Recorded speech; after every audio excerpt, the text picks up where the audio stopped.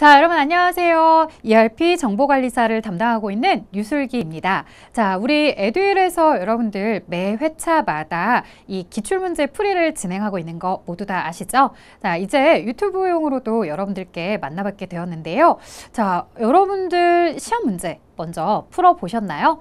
풀어보신 분들도 있을 거고 저와 함께 같이 풀기 위해서 지금 준비 중인 분들도 계실 것 같습니다. 자, 이론형 문제 1번부터 32번 문항까지 차근차근 같이 함께 풀어보도록 할 거고요. 여러분들 저희 ERP 시험은 이론으로만 구성된 시험이 아니죠. 이론과 실무가 각각 반반씩 문제 채점에 들어갑니다. 물론 실무에 대해서 다 맞으면 되는 거 아니에요? 라고 생각하실 수도 있겠지만 우리가 이론도 같이 준비를 하셔야지만 과락을 면할 수 있습니다. 과락 제도가 있기 때문에요. 일정한 점수 이상은 돼야지 합격을 하게 되겠죠. 그러면 이 이론에서만 과락이 있느냐? 아니죠. 실무에서도 과락이 있습니다. 그렇기 때문에 여러분들 이론과 실무를 잘 밸런스를 맞추셔야지만 합격이 될 수 있습니다. 자, 그런데 지금 제가 볼 수 있는 강의는 이론 강의밖에 안 보이는데요. 실무는 어디 있죠? 라고 하시는 분들, 자, 우리 여기 링크 있죠, 여러분들? 링크 따라서 와주시면요. 이 에듀윌 홈페이지에서 무료로 실무도 수강해 주실 수 있습니다. 따라서 에듀윌 홈페이지에 들어오신 다음에 실무, DB도 다운받으셔야 되고요. 그 다음 시험지도 있어야 돼요. 그렇기 때문에 DB 다운받는 방법부터 시작해서 그리고 우리 문제의 1번 문항부터 마지막 문항까지 어떻게 풀어나가야 되는지 차근차근 여러분들과 함께 실무는 또 홈페이지에서 만나 뵙도록 할게요. 자, 일단 실무는 잠시 접어두고 우리 이론 시작하기로 했으니까 1번 문항 빨리 보면 좋겠죠? 자, 그러면 지금부터 7번 보면서 시작하도록 하겠습니다. 보시죠. 자, 우리 지금 7월 24일 날 시행이 되었던 시험이고요. 앞에 경영혁신과 ERP에 대한 문제가 5문항이 출제가 되고 있습니다. 이 경영혁신과 ERP 한 문항당 2점의 배점을 가지고 있기 때문에요. 5문항에 대해서 전체 10점이죠.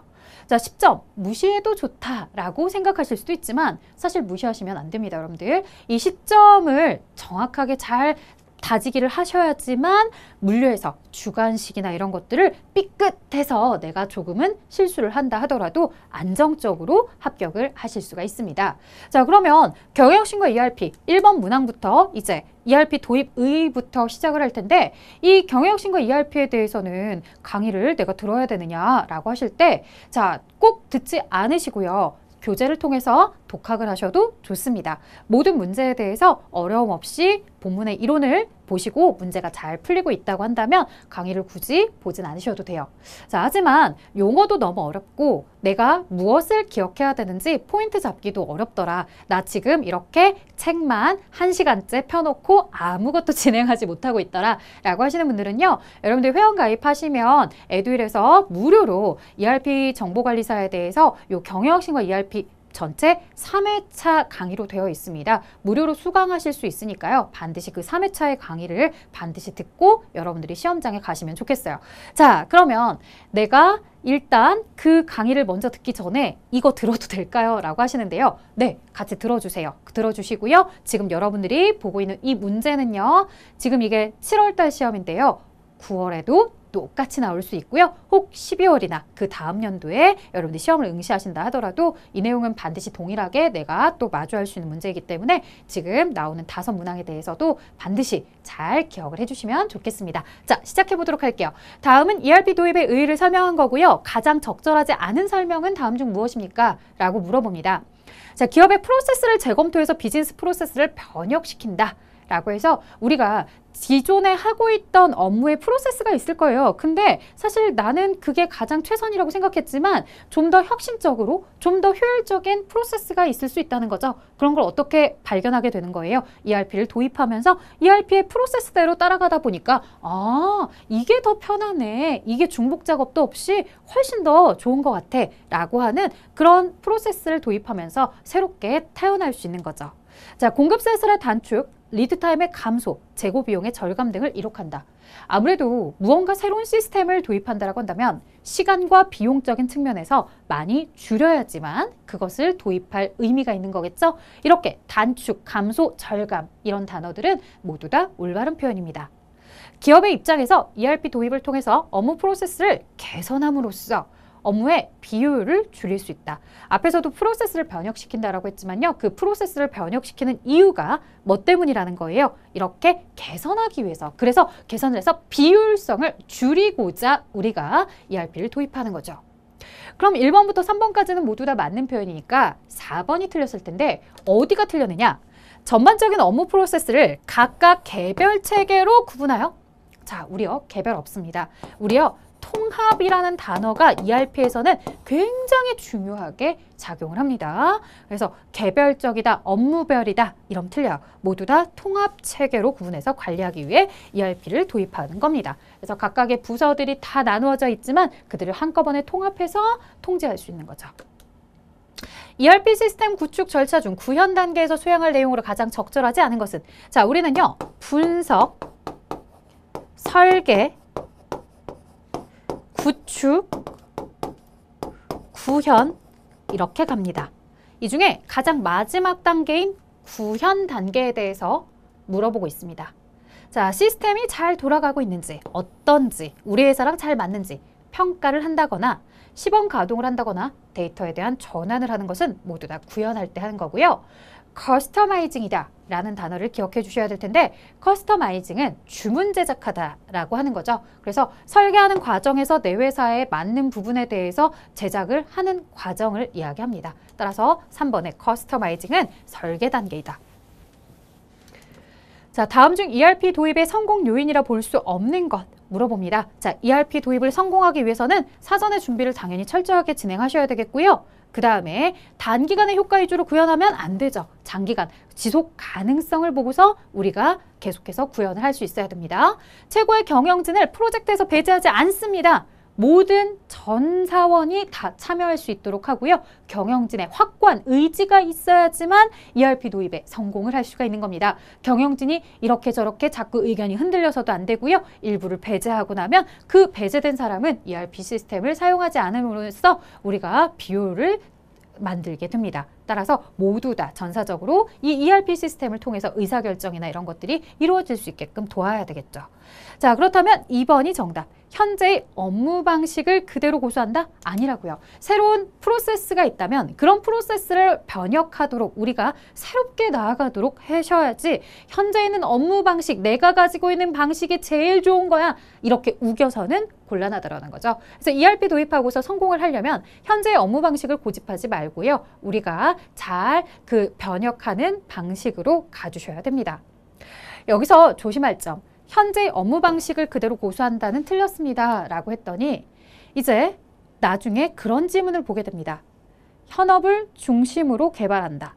라고 했을 때 현재 업무, 현업, 이거 맞는 거 아니야? 라고 하는데 두 가지는 조금 다른 얘기죠. 현재 업무 방식, 업무를 처리하는 방식은 당연히 더 좋은 방식, 새로운 개혁을 하는 방식으로 가야 될 겁니다.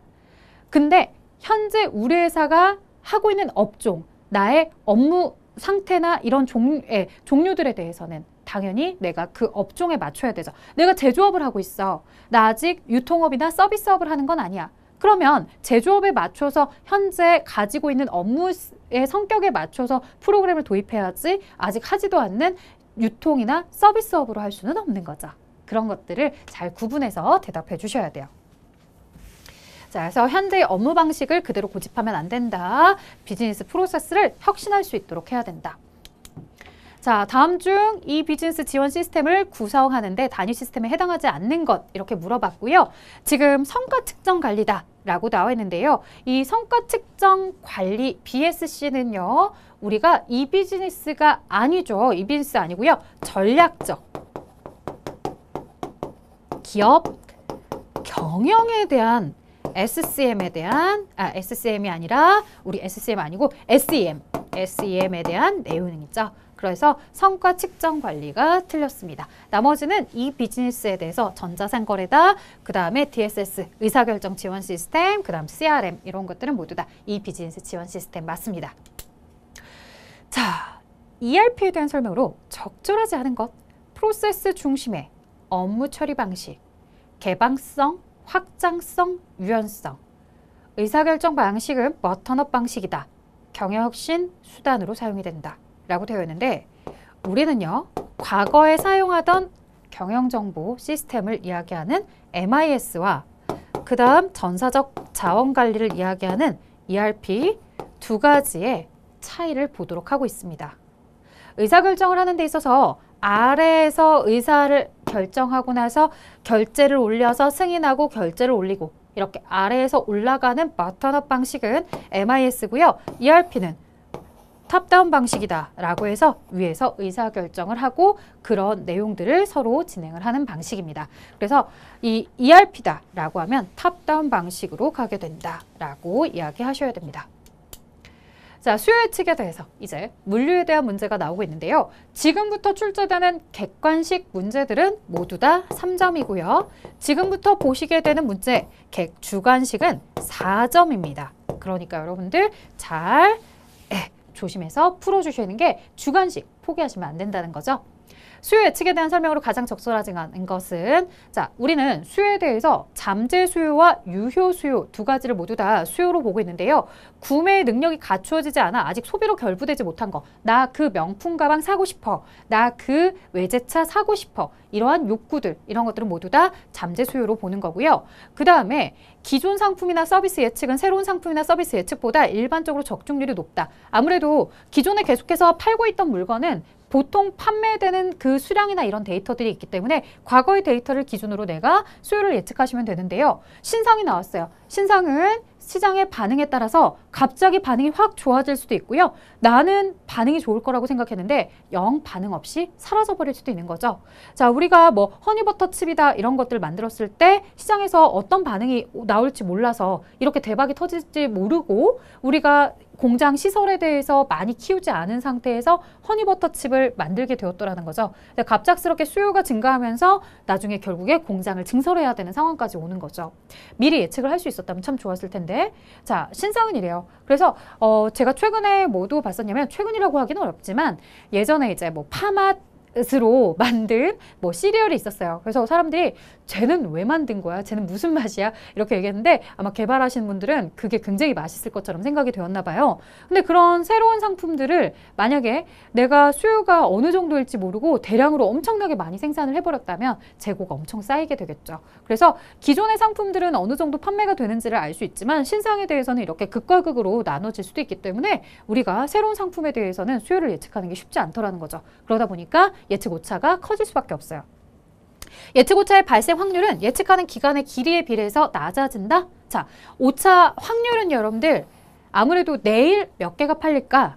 오늘 몇 개가 팔릴까? 당장 판매가 될 것에 대한 예측. 만약에 날이 더워. 날이 더우면 길거리에 뭐 호떡이 잘 팔리겠어요? 잘 안 팔리겠죠? 날이 추워. 길거리에 어묵 장사, 호떡 장사. 잘 될 거예요. 그렇죠? 그러면 그 날짜의 날짜가 날씨가 덥다, 춥다를 통해서 알 수도 있는 거고 내가 우산 장사야. 오늘 비가 와. 그럼 오늘 몇 개가 팔릴지 대략적으로 알 수 있다는 거죠. 하지만 기간이 길어져요. 내년엔 어떨까? 후년엔 어떨까? 그건 알 수가 없는 거예요. 내가 계속해서 장사를 해봐야 되는 거죠. 그러다 보니까 내년에 후년에 얼마나 팔릴 것이다 라고 예측한 수량이 있지만 그 예측 수량이 꼭 맞을 수는 없더라는 거죠. 오히려 오늘 거는 제대로 예측할 수 있지만 기간이 길어지면 길어질수록 예측한 수량이 틀릴 가능성이 더 커집니다. 즉 예측 오차도 같이 커질 거라고요. 미래 수요에 대한 완벽한 추정은 불가능합니다. 그래서 항상 예측 오차를 우리가 고려하셔야 되는 거죠. 그래서 기간이 길어지면 오차의 발생 확률은 커지게 되더라. 내가 적중을 한다는 게 쉽지 않더라. 가격 결정에 영향을 미치는 다음 요인들 중 나머지 3가지 요인들과 성격이 다른 하나를 물어보고 있어요.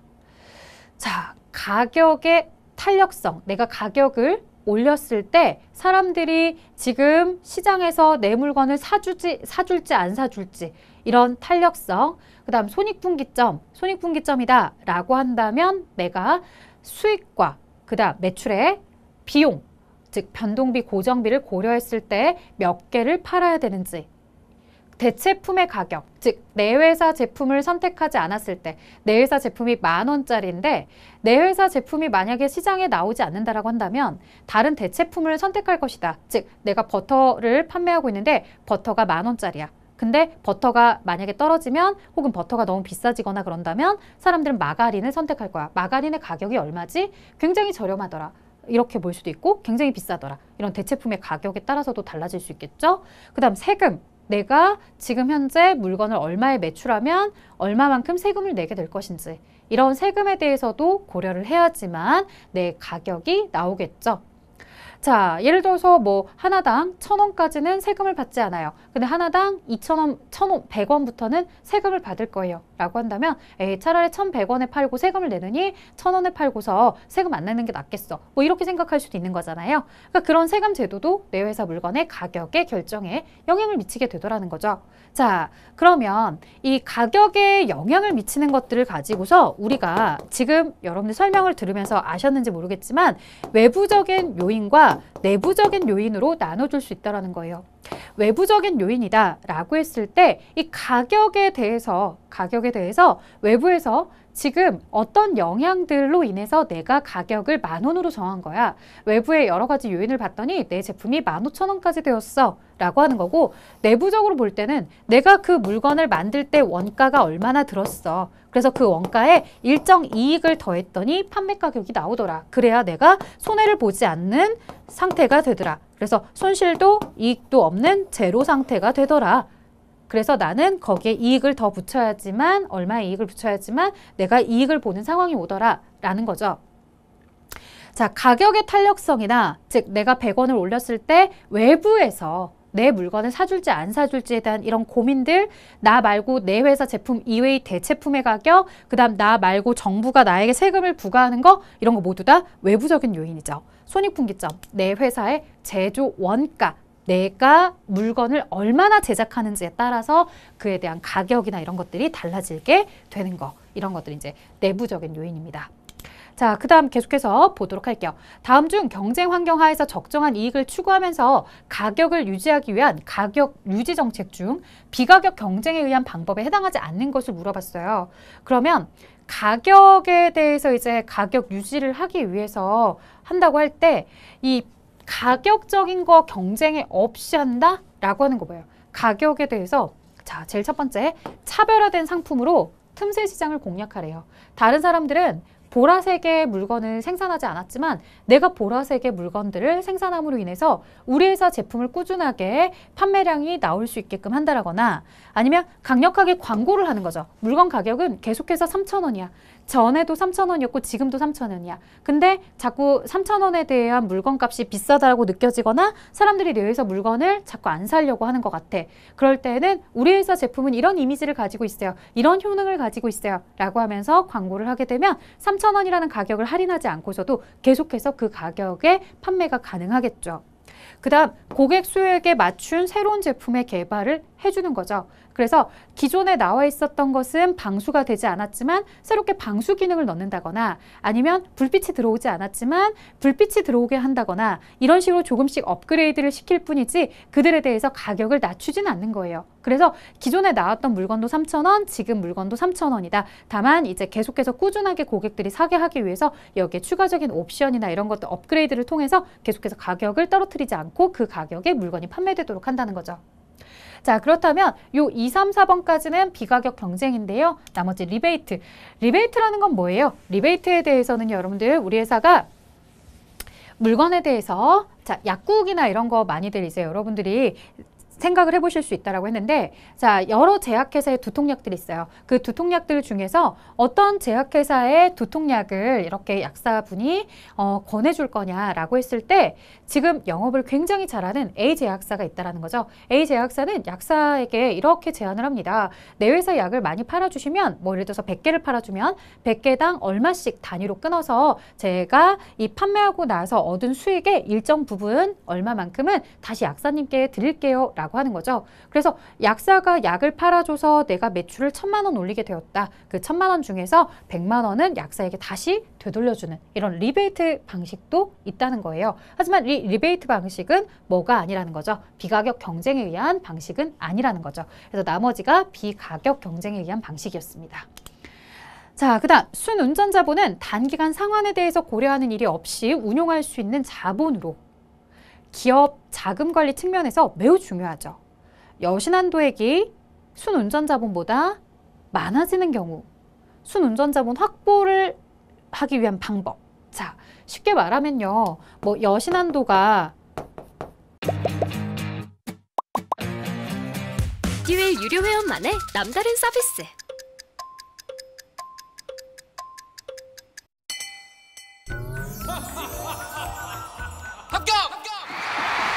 합격하고 돈도 받는 혜택. 오직 에듀윌 유료 회원에게만. 에듀윌. 무료 합격! 순운전자분보다 더 많아졌다라고 하는데 그냥 쉽게 말하면 외상으로 매출한 게 너무 많다는 거예요. 그리고 내가 가지고 있는 자본이 내가 실제 순수하게 지금 현재 결제할 수 있는 금액이 많지 않더라는 거죠. 그래서 어떤 일이 생기냐면 내가 외상으로 물건을 매출하기도 하지만 외상으로 물건을 매입한 것도 있어요. 그 외상으로 매입한 물건 값을 갚아야 되는데 지금 갚을 돈이 없는 거야. 분명히 물건에 대한 매출은 많이 했거든? 근데 매출을 많이 하긴 하는데 외상으로 매출을 하다 보니까 내가 받은 현금은 없고 반대로 갚아야 되는 돈들은 점점 나를 압박해 오고 있고 이런 상황이 벌어지고 있더라는 거예요. 이걸 가지고 순운전자분보다 여신한도가 더 커진 상황이라고 하거든요. 쉽게 여러분들이 돈이 지금 부족한 상황이라는 거죠. 현금이 부족한 상황에서 여러분들은 어떻게 현금 확보를 해갈 것이냐 이걸 묻는 거예요. 현금 확보 어떻게 할까요? 내가 받을 돈 있으면 빨리빨리 받으시면 되는 거고요. 나갈 돈은 최대한 늦게 나가게끔 하시면 됩니다. 그래서 외상으로 거래하고 있던 거래처가 있으면 현금 거래처로만 돌리는 거고요. 장기 외상으로 매출을 해달라고 했던 거래처들은 그 기간을 축소시켜서 단기의 외상으로 매출하도록 하는 거고요. 그 다음에 가급적이면 현금으로 회수를 하셔야 되는 거죠. 현금 수령을 하게 되거나 이렇게 해서 내가 가져야 되는 돈들, 받아야 되는 돈들은 빨리빨리 회수하고 내가 현금 확보를 많이 하는 거고 반대로 나가는 돈은 덜 나가게끔 해달라고 했어요. 덜 나가려면 어떻게 해야 돼요? 가급적이면 현금 결제보다는 외상 결제로서 하는 거고요. 그리고 현금 결제보다는 어음 결제 이렇게 지금 당장 돈이 유출되지 않도록 그 다음 외상이나 어음도요. 기간이 짧은 기간 예를 들어서 뭐 60일 동안 외상이었다라고 한다면 이제 60일이 아니라 180일 동안 외상을 하게 된다라고 해서 아주 긴 기간 동안 외상값을 갚지 않아도 되게끔 외상으로 매입할 때 아예 기간 계약을 굉장히 긴 시점으로 두는 거죠. 그럼 당장 나갈 돈은 현재 필요하진 않으니까 다행히도 현금이 계속해서 회사에 쌓여 있을 수 있겠죠. 자, 이런 식으로 우리가 관리를 해주게 되어 있습니다. 자, 그렇다면 적절하지 않은 것 했을 때 현금이 나갈 것을 당장 현금 나가지 않게끔 어음으로 바꿔달라고 했었고요. 남아있는 상품부터 판매하라 이거예요. 계속해서 추가로 돈을 지불하면서 물건을 계속 만들어 놓지만 말고 현재 지금 돈이 투자가 돼서 만들어져 있는 물건을 빨리빨리 팔면 재고를 줄이는 만큼 그만큼 현금의 유입이 또 될 거겠죠. 자, 외상 매출금, 외상으로 매출하는 회사들에 대한 이 외상값 빨리 회수하셔서 외상 매출금에 대한 채권을 빨리 줄이셔야 돼요. 현금으로 확보를 해주셔야 됩니다. 자, 그렇다면 지급어음 기일 단축한다? 예를 들어서 지급어음에 대해서 60일 만기였다고 한다면 이제 어음을 발행할 때 죄송하지만 제가 180일 뒤에 드릴 것 같아요 라고 해서 어음 날짜 자체를 아주 오랜 시간, 미래의 시간으로 내가 기록을 하셔야지 이렇게 단축시키면 되려 180짜리를 60일짜리로 하게 되면 당장 돈이 나가야 되는 거예요. 그러면 회사 입장에선 당연히 부담스럽겠죠. 자, 그래서 3번은 틀렸다.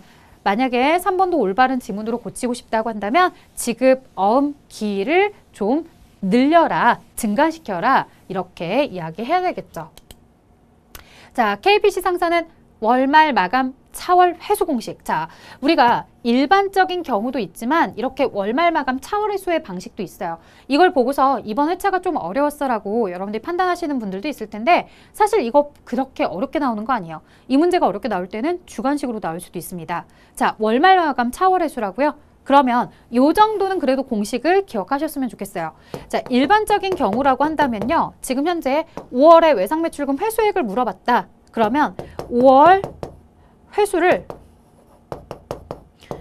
전월 외상 매출금의 당월 매출액으로 더한 값으로 나눠달라고 했어요.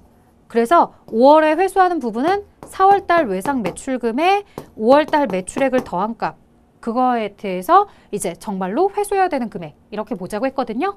근데 월말 마감 차월 회수래요. 그러면 월말에 마감을 해요. 자, 우리 회사가 외상으로 매출하고 받아야 되는 돈이다 라고 한다면 이 5월 달에 회수액을 구하세요 라고 했을 때 5월 회수액, 당월에 회수한 금액을 알고 싶어요. 여기에 5월에 당연히 매출한 금액이 들어오는 건 맞는데 일반적인 경우랑 뭐가 다르냐면 앞부분이 달라요. 앞부분.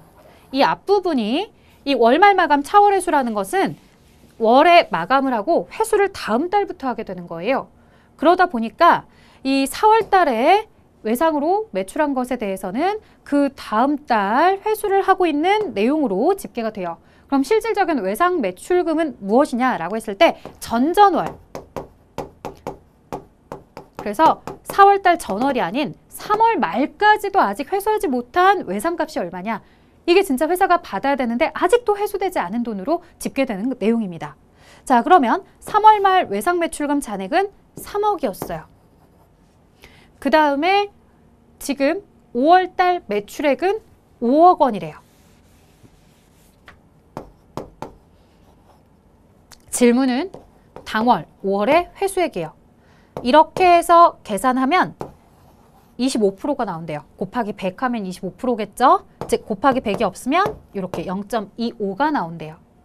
도대체 8억 중에 몇 억이길래 0.25가 나오느냐라고 했을 때 여기 나누기 8을 곱하기 8 곱하기 8 이렇게 하시면 A의 5월 회수액이 나오겠죠? 자, 계산기 가지고서 여러분들이 직접 해보는 거예요.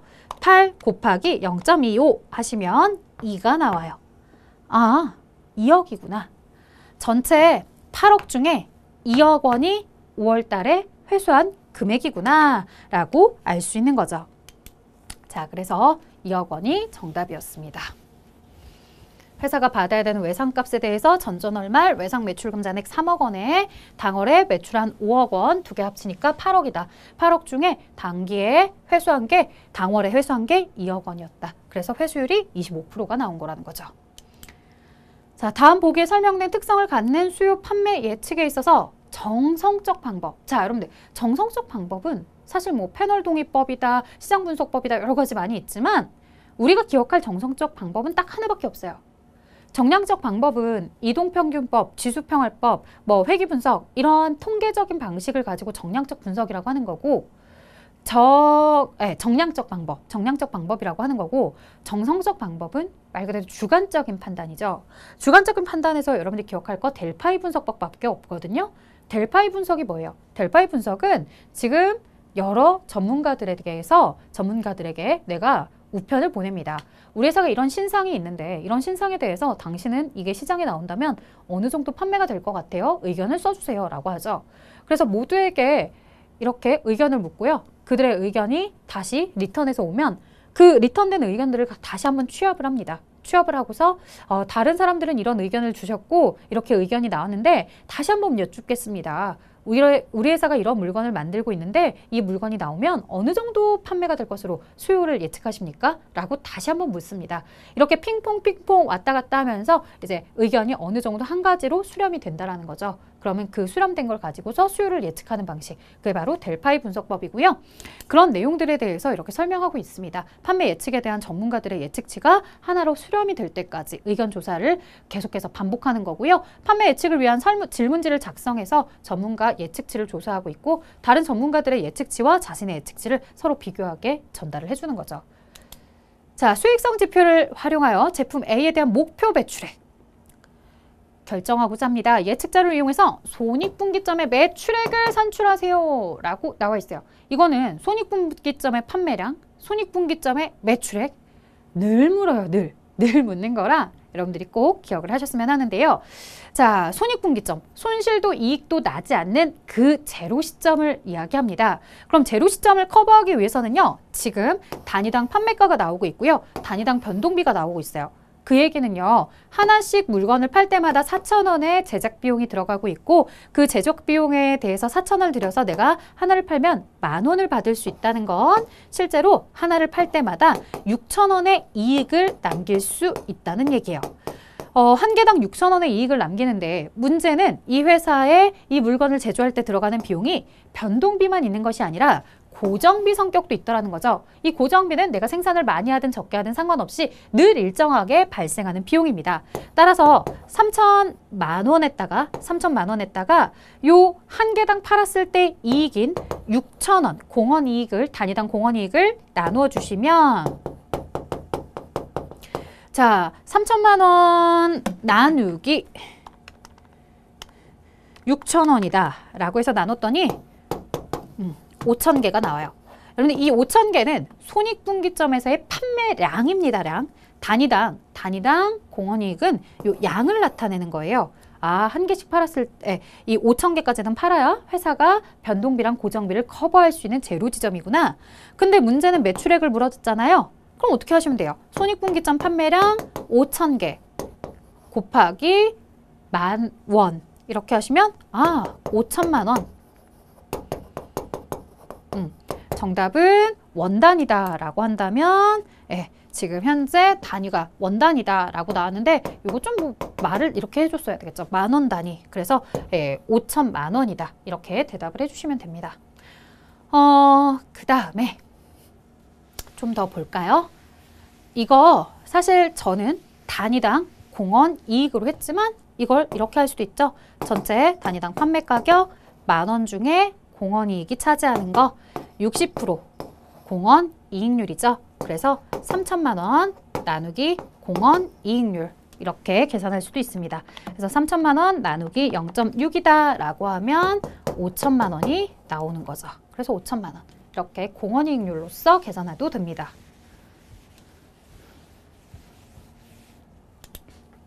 자, 거래처 고객별 여신한도를 결정하기 위하여 과거 총이익액의 실적 이용법을 적용하고자 합니다. 산출식에서 기억에 적절한 한글 여신한도액을 계산하는데요.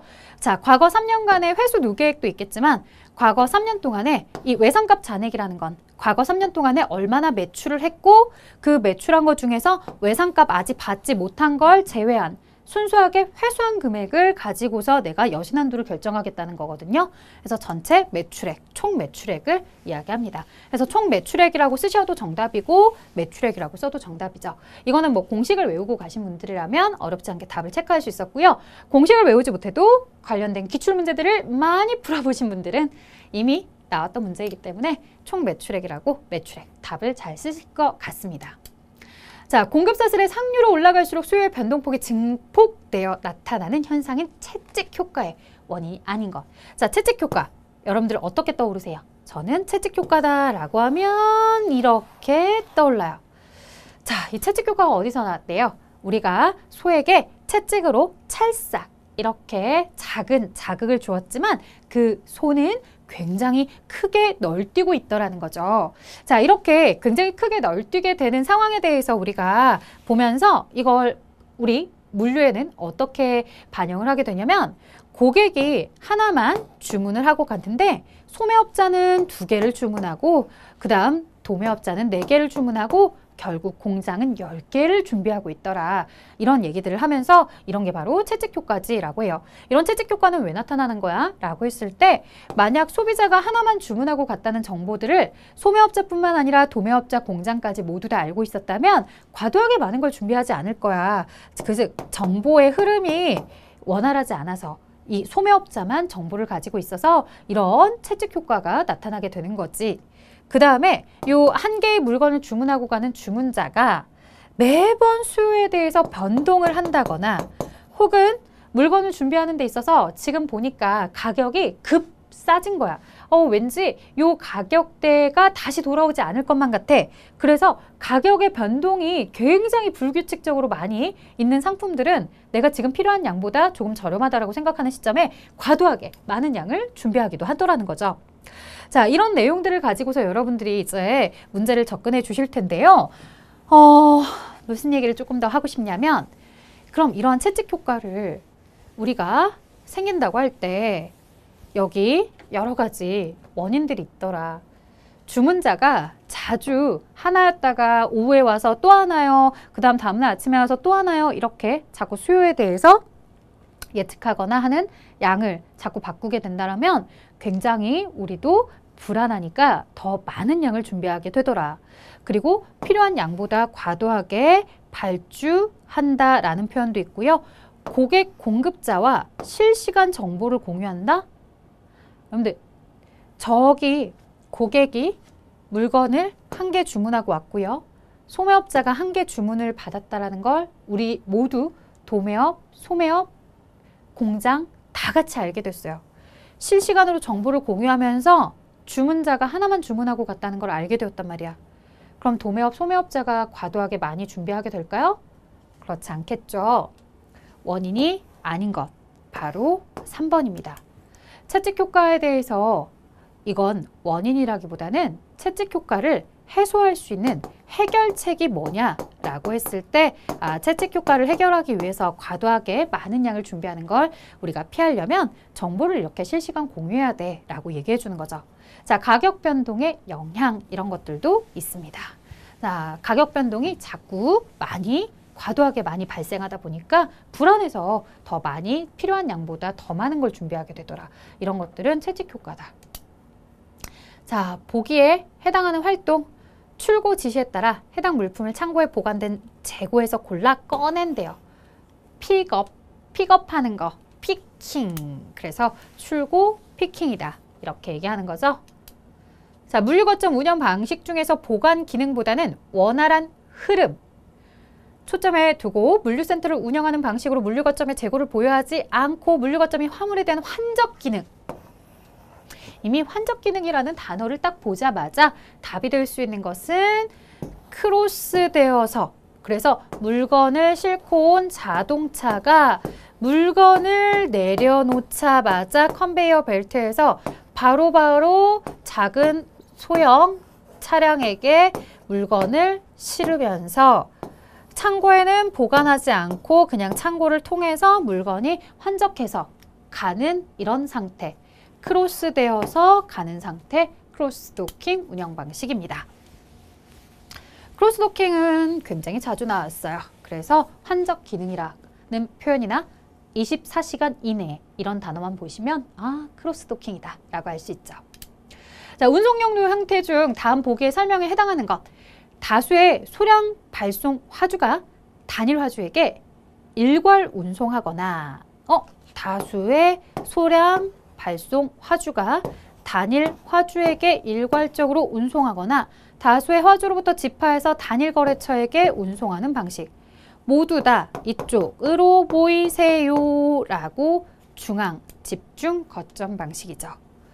자, 공장 직영 운송이다 라고 하면은 공장에서 곧바로 다이렉트로 소비자에게.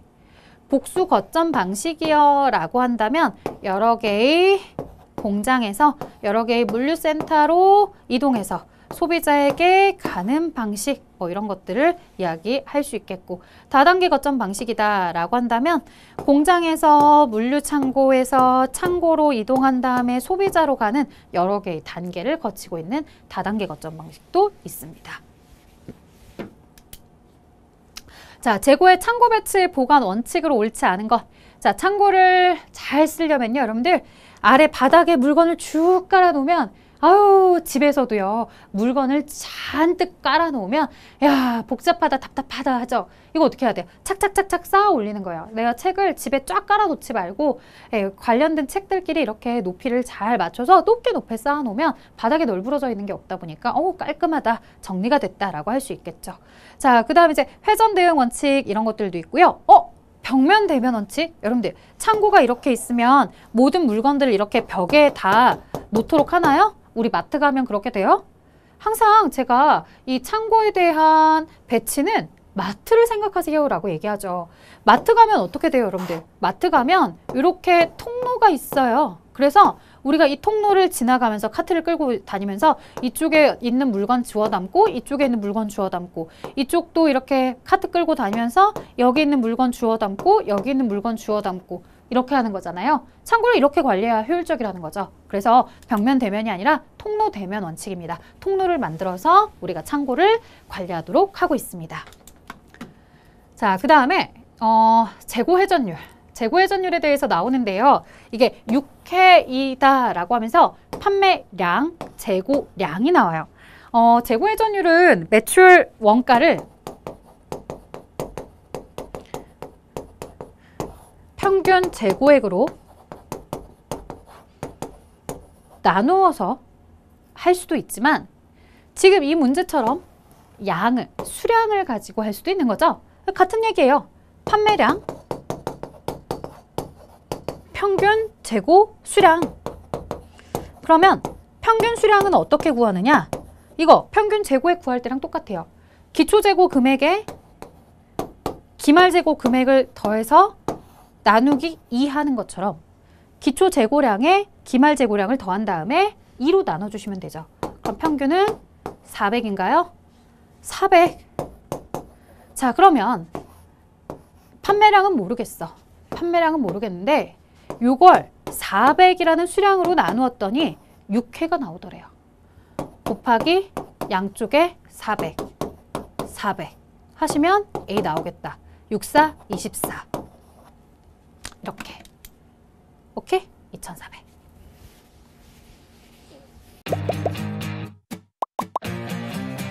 에듀윌 유료 회원만의 특별한 서비스.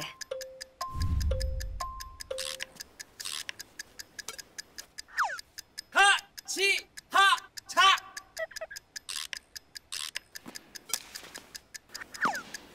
같이 하자. 정답! 같이 하자 친구야. 에듀윌 유료 회원.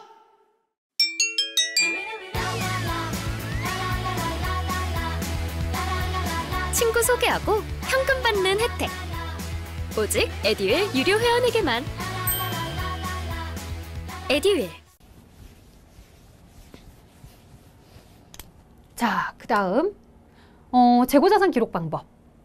우리가 항상 이 내용을 할 때는요, 뭐 물가가 상승하고 있을 때 이익이 많이 나는 방법, 세금을 많이 내는 방법, 원가가 큰 방법, 이런 거 위주로 많이 물어봤는데요. 이 문제는 단순하게 주관식으로 어떤 방법을 설명하는 거니? 라고 묻습니다.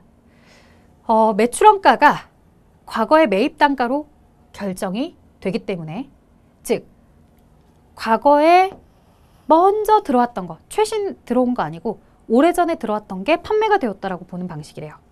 그래서 매입 가격이 상승할 때, 즉 물가가 상승할 때죠. 물가가 상승할 때 이익이 상대적으로 크게 나타난대요. 그거는 여러분들 물가가 상승한다.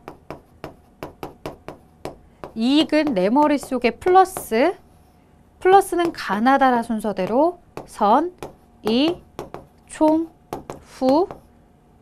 물가가 상승할 때 이익이 가장 많은 방식은 뭐라고요? 선입선출법. 자, 그 다음 니은번은 매입할 때마다 그때마다 단가를 계속해서 업데이트 해준대요. 평균법이 있는데요. 그 평균법 중에 가중평균법이다 뭐 이렇게 부르기도 하고요. 이 평균법 중에 이동평균법과 총평균법이 있다고요. 총평균법은 전체적으로 평가에 대한 단가를 한 번만 계산하는 방식이고요. 이동평균법은 말 그대로 이동하는 거죠. 평균이. 매입할 때마다 계속해서 단가가 업그레이드 됩니다. 자, 그래서 니은은 이동평균에 대한 설명이었습니다. 비록 물가가 상승할 때 많이 나는 순서가 뭐냐 뭐 이렇게 물어보지는 않았지만 결국 그 내용도 알고 있어야 얘가 선입선출법이라는 걸 명확하게 알 수 있었죠. 자, 구매관리 업무 목적 5R, 5R, 거리가 먼 것. 자, right quality, right quantity 해서 품질, 수량, 그 다음에 right time, right price 해서 적절한 시간, 적절한 가격, 그 다음에 right vendor and supplier, 공급자, 셀러는 상관이 없어요. 자, 그래서 우리가 정답은 3번입니다. 판매처라고 부르지 않아요. 공급처, vendor, supplier 이렇게 불러요. 이 5R도 시험에서 나오니까 꼭 기억하세요 라고 했던 내용입니다. 자, KPC 법인은 거래처와 계약 체결에 앞서서 자사의 유리한 결제 조건 검토 중이다. 5월 10일에 현금 지불할 경우 A에서 D의 결제 조건 중 결제액이 가장 적은 조건과 해당 조건의 결제액을 물어보고 있거든요. ROG, Receipt of Goods 해서 상품이 수취가 된 시점부터 End of Month, 구매 당월날, 그 달을 끊어라. Advanced, 선일부, Day Extra, 특인 기간, 이렇게 나와 있습니다. 보통은 한 가지만 물어보는데 여기서 네 가지 다 물어봤죠. 그럼 여러분들 이 5월 11일이라는 날짜를 제외하고요. 저는요, 이 문제를 어떻게 바라보냐면 할인율과 할인 기간으로 이렇게 먼저 볼 거예요. 계약 금액이 1억 원이죠. 자, 이거 어떻게 읽죠? 5일 안에 갚으면 되지만 5일 안에 갚으면 며칠 안에 갚아야 되는지는 없지만 5일 안에 갚으면 12% 깎아줄게죠. 그러면 A 같은 경우에는 만약에 할인을 받은 상황이라고 한다면 얼마만 내면 되는 거예요? 8,800. 왜? 12% 할인해 주니까 1억에서. 그럼 B의 경우에는 15% 할인이네요. 8,500. C의 경우는 7%죠. 그럼 9,300. D의 경우에는 5% 할인해 주는 거죠. 9,500. 결제액이 가장 적은 조건과 해당 조건의 결제액을 물어봤어요.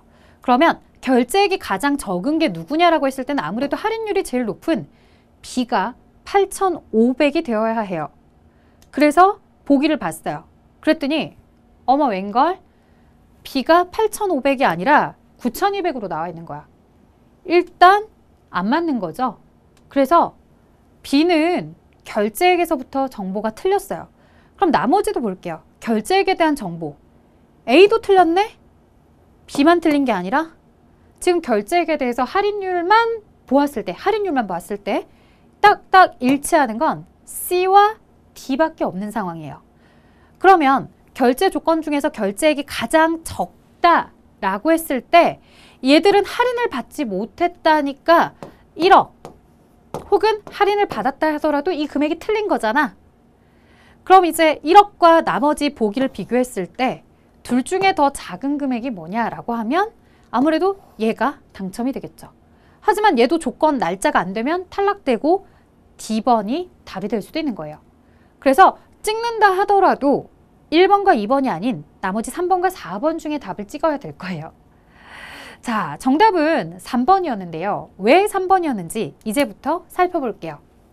지금 보시면 ROG다라고 해서 상품을 수취한 날부터 날짜를 카운트하는 거거든요. 계약을 체결한 날짜도 있고요. 그 다음 수취한 날도 있고요. 그 다음에 날짜를 언제부터 세기로 했는지 선일부 현금 할인 기산일도 있어요. 이 중에 ROG는 수취한 날부터 날짜를 잡는 거죠. 그러면 5월 4일부터 5일 안에 갚으면이래요. 그럼 5일 안에 갚으면이라는 것은 5월 며칠까지? 9일까지. 5월 9일까지 너가 대금 결제를 하면 12% 깎아주겠다는 얘기였어요. 근데 5월 10일 날 결제를 했잖아요. 그러니까 안 깎아주는 거예요. 그래서 1억 원을 내란 얘기예요. 할인 기간 지났으니까. 자, 그 다음에 요 엔드 오브 먼스는 뭐예요? 구매 당월락. 지금 4월 달에 29일이죠. 보통은 27일 넘어서 거래가 되면 그 달은 없는 달. 그래서 5월 1일부터 날짜를 세요. 5월 1일부터 며칠까지? 8일. 그러면 5월 1일부터 8일을 더하면 5월 9일까지예요. 5월 9일까지 너가 대금을 갚으면 15% 깎아주겠대요. 근데 역시나 5월 10일 날 갚았잖아. 그러니까 탈락. 자, 그 다음에 여기는 어드밴스드, 선일자, 미래의 날짜를 어느 날 특정일을 정해놓는 거죠. 그리고 이 날짜부터 날짜를 세기 시작해요. 그럼 5월 4일부터 10일. 그러면 5월 14일이 되겠죠. 5월 14일까지 갚으면 7% 깎아주는 거예요. 5월 10일 날 갚았다는 건 14일 전에 갚은 거죠. 그래서 얘는 할인을 받을 수 있었던 거예요. 자, 보통 날짜 이루어지고서 그러면 29일에서 7일을 더해요. 자, 7일을 더하게 되면은 지금 현재 며칠이 돼요? 36일. 근데 36일이 아니라 30일까지밖에 없으니까 5월 6일. 5월 6일에다가 10일이 추가가 더 된대요. 추가로 날짜를 더 주는 거죠. 특임기간. 이렇게 해서 더 날짜가 확보가 되었어요. 근데 그래도 할인율은 5%밖에 안 된다라는 거예요. 지금 7% 할인해주는 애가 금액이 더 적더라는 거죠. 그래서 얘도 할인을 받을 수는 있지만 C보다는 금액이 더 많기 때문에 가장 적은 것은 지금 C 조건이 된다라는 거예요. 그래서 결제액이 가장 적은 조건은 C 조건이었습니다. 자, 공급자 선정 시 수의 계약 방식 1대1로 계약하는 거죠. 장점과 거리가 먼 것, 신용이 확실하고 안정적인 공급자를 선정할 수 있죠. 왜냐면 유일하게 그 사람이 공급하고 있기 때문에 그 사람이랑만 하게 돼요. 내가 그 사람에 대해서 잘 알 수밖에 없어요. 구매 계약 과정에서 발생하는 비용과 인원 절감이 가능하다. 왜냐면 여러 사람에 대해서 일반 경쟁을 붙여버리면 그 일반 경쟁에 대한 계약서들을 검토하는 것만 해도 시간과 비용이 엄청나게 들거든요. 협의에 의한 공급 가격 결정에 따라 시중 물가 급등에 큰 영향을 받지 않는다. 항상 최적의 조건을 제시하는 공급자를 선정하는 결과를 받는다. 자, 여러분들 유일해요. 독점이에요. 그 친구랑 해야 돼. 그럼 그 친구가 내 생각에는 1억 원이면 될 것 같은데 갑자기 1억 5천 원 아니면 안 하겠대. 안 주겠대. 어떻게 해요? 난 그게 필요한데. 어쩔 수 없이 1억 5천에도 계약서에 사인을 하게 되더라는 거죠. 불합리한 상태의 계약이 발생할 수도 있더라는 거예요. 자, 그래서 항상 최적의 조건을 제시한다는 건 틀렸습니다. 자, 다음은 구매 방법 종류를 설명한 것이다. 이 중 투기 구매. 투기 구매라는 건 말 그대로 투기. 우리가 주식도 투자가 있고 투기가 있다. 부동산 투기가 있다라는 거죠. 부동산 왜 사요? 지금 가격이 낮다고 생각하고 나중에 가격이 반드시 올라갈 거라고 생각하니까 내가 나중에 가격을 올라갈 걸 생각하면서 구매를 하는 거죠. 가격 인상을 대비를 도모할 목적으로 가격이 낮을 때 미리 구매해서 보유하고 있다고요. 자, 그 다음에 투기 구매에 해당하는 거 이야기했고요. 나머지 방법에 대해서는 여러분들이 봐주시면 될 텐데 구매 청구가 있을 때마다 구매하는 건 수시로 구매하는 거죠. 수시 구매. 그 다음 미래의 수요를 예측해서 시장 상황이 유리할 때 일정량 미리 구매해서 우리가 재고해서 공급하는 방식은 시장 구매 방식. 그리고 소모용품과 같이 여러 가지 소량의 물품들을 한꺼번에 개별적으로 구매하지 않고 한꺼번에 구매하는 건 일괄 구매 방식입니다. 자, 그 다음 25번으로 넘어가 보도록 하겠습니다. 자, 가격 유형에 대한 설명이다. 괄호에 적절한 것.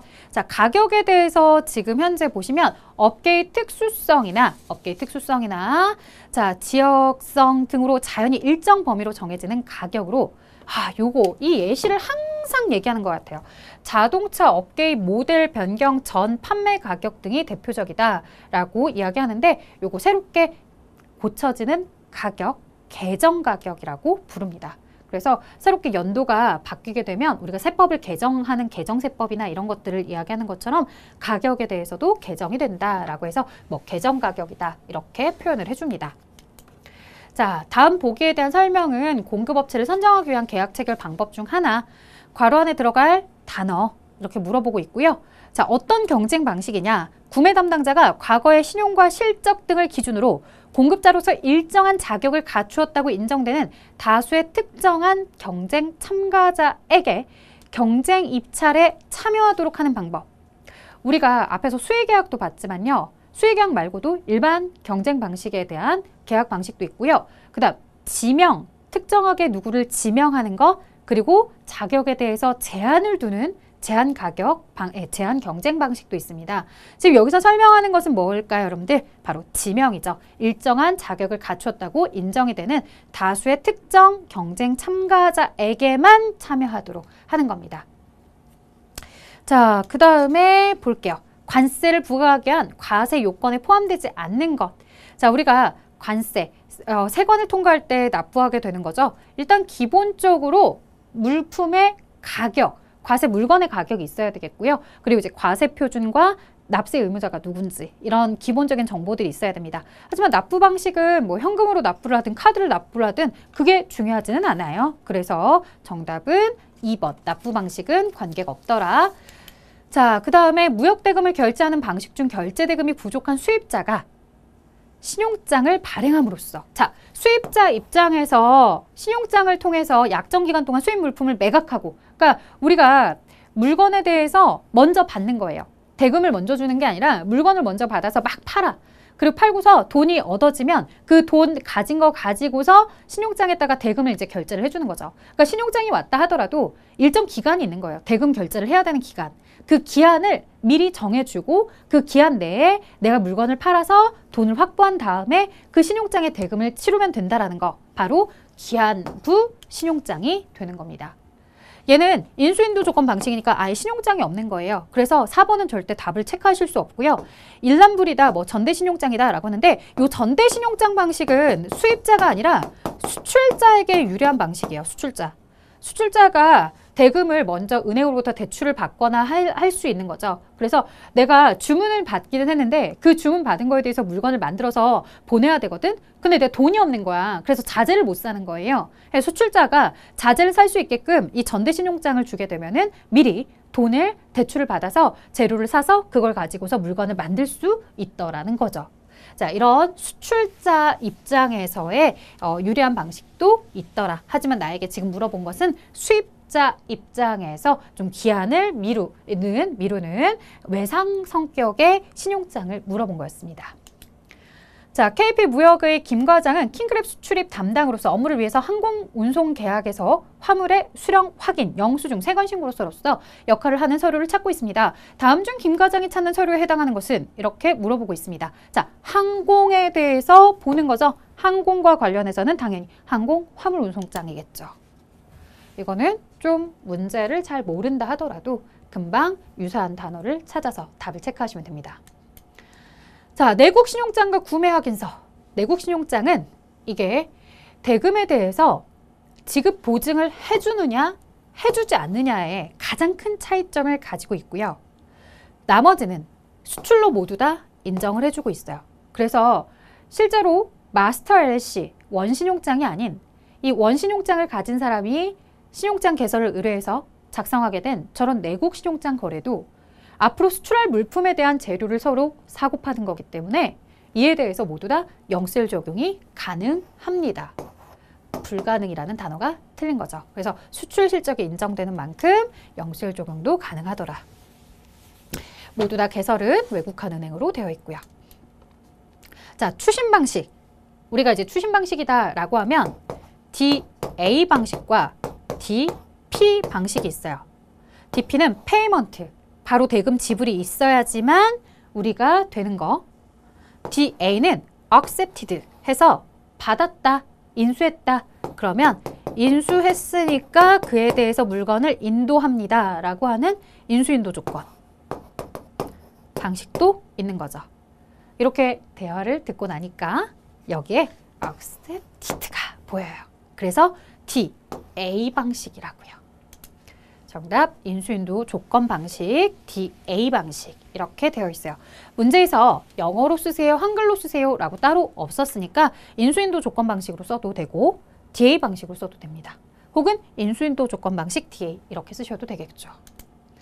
자, 인코텀즈 2020 우리가 이제 인코텀즈다 라고 해서 공장에서 물건을 주는 방식부터 시작해서 우리가 차츰차츰 단계를 밟아 나갈수록 수출자가 부담하게 되는 리스크나 수출자가 부담하게 되는 운반 비용은 커지고 반대로 수입자는 조금은 편리해지는 방식으로 이렇게 쭉 진행을 하고 있는데요. 아무래도 그러다 보니까 EXW다라고 해서 공장에서 주는 방식이 수출자 입장에서 가장 이렇게 훌훌 털어버릴 수 있는 방식이죠. 이런 2단계도 있지만 그 다음 단계, F단계 이렇게 있습니다. 자, 뭐 C단계, D단계로 이렇게 나눠가게 되는데요. C와 F와 함께 가장 많이 사용되고 있는 조건이래요. 그리고 이렇게 영어로 쓰래요. 얘를 EXW로 두었으니까 정답이 EXW는 아닐 거예요. 판매자는 화물을 구매자가 지정한 선박에 싣고 본선에서 화물 인도와 완료할 때까지 비용의 위험을 부담합니다. 선적 이후 비용과 해상 운임은 구매자가 부담한대요. 선적 이후, 선적, 배에다가 물건을 실은 거예요. 물건만 실어주면 돼요. 본선에 물건을 실어주면 된다고요. 본선 인도 가격은 화물을 선적한 후 구매자에게 인도할 때까지의 가격이다 라고 되어 있고, 그러면 이건 뭘까요? 네, 볼드에다가 이동을 시켜주세요 라고 하는 거죠. 그래서 본선에 인도시켜주는 FOB 방식을 이야기합니다. 그래서 여러분들이 가장 많이 접하는 것도 요 CIF 아니면 FOB를 제일 많이 접하게 됩니다. 자, 여러분들 여기까지 어떻게 잘 들어주셨나요? 우리요 이렇게 이론을 풀어봤어요. 그러면 실무도 푸셔야 되겠죠? 실무는 앞에서 설명드렸던 것처럼요. 이 실무에 대한 DB도 다운받으셔야 되기 때문에요. 에듀윌 홈페이지에서 저희가 무료로 제공을 하고 있는 강의 같이 다운받으시는 것부터 시작해서 프로그램에다가 DB 복원하고 실무 1번 기출부터 마지막 기출까지 어떻게 나오는지 같이 한번 저희 강의장에서 확인하시면 좋을 것 같습니다. 홈페이지에 오셔서 같이 함께 저와 수업 이어가셨으면 좋겠고요. 시험 준비 잘 하셔서 좋은 결과 있었으면 좋겠습니다. 여기까지 할게요. 안녕!